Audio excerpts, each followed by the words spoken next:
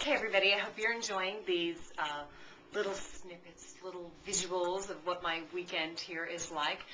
Sitting in my hotel room at the Omni in Houston, and this is where the battle for the weekend is really won or lost, I think. That how goes my time in the room is pretty much how the event goes. If I'm in here and, sometimes I'll leave like a basket of junk food with chocolate chip cookies and brownies and all of this, they want to treat me. But if I start picking out on it, you do not want to meet me when my blood sugar is just like zing, zing, zing. It's like a roller coaster.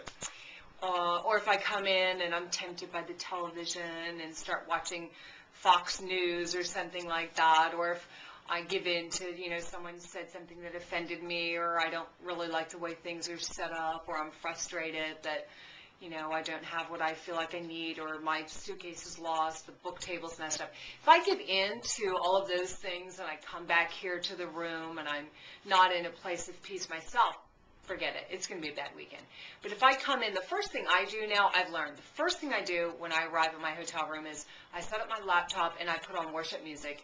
And I'm surprised it's not on right now. It's almost always gone on. Like even when I leave the room, I'll leave quiet worship music on. And it's funny, I was in Brazil for 10 days last summer. And on my last day, the maid brought in to me a Portuguese. Did you know that in Brazil they speak Portuguese? Gave me a Portuguese New Testament, and we couldn't really communicate, but she just smiled at me like, yeah, I'm one too. We know where each other's coming from, so that's kind of cool. So what I try to do when I arrive at the room is really create an atmosphere of the presence of God and the peace of God in the room, and this is where I come to just cry out to God and say, okay, my luggage is lost, I don't have anything to wear, or my books didn't arrive, whatever it is that would tempt me to get frustrated and be discouraged. I come back here to the room and I just pray and I give it to God and say, God, you're bigger than all those things and I trust you. And a lot of times you'll find me in my hotel room, I'll just be kind of dancing around the room, I'll be praying, a lot of times I'll pray out loud, and I can't carry a tune, but I kind of lip sync to the worship songs, kind of get my groove on with that whole thing. And this really, I do believe this is where the battle for the weekend is won or lost. This is going to be a good weekend. I went downstairs and the ladies were having breakfast and I just kind of visited with them and talked with them. And then they introduced me to their couple of prayer warriors who were setting up prayer room for the weekend here at the hotel. And we just started praying, and I think it must have been I think we prayed for 2 hours. And we just prayed and worshiped, and it was amazing. I mean, the presence of God was so powerful in that room. And nobody wanted to leave. In fact, we're all supposed to be doing other things to get ready for the weekend, but we just did not want to leave the presence of God. And in fact, there was this one older woman who sat down after all of this, and one of the other women said, oh, you probably want to go to your room and rest. And she said, I am not leaving this room.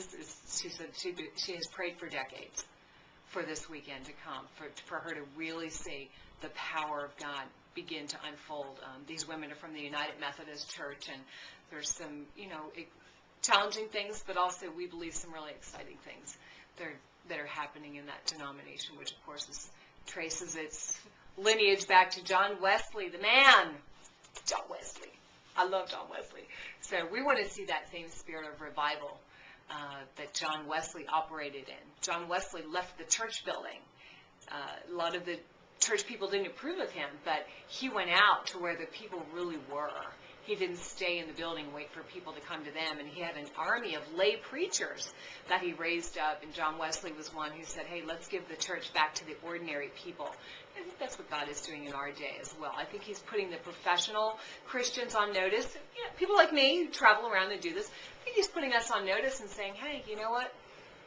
Everyone is a vessel God can use. Every one of us can get up out of the pew and go to the grocery store, or go to our kids' school playground, or go to the park, or go to the mall, or as we go about our business, we can take the power of God with us wherever we go. And God can work through all of us, not just the people who get, are professional, or went to seminary, or have a degree, or get paid to do this, or published a book.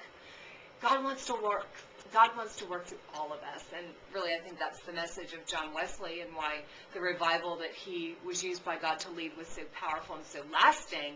And we're praying for that kind of revival to break out here this weekend. I think God's going to do it. And we'll keep you posted.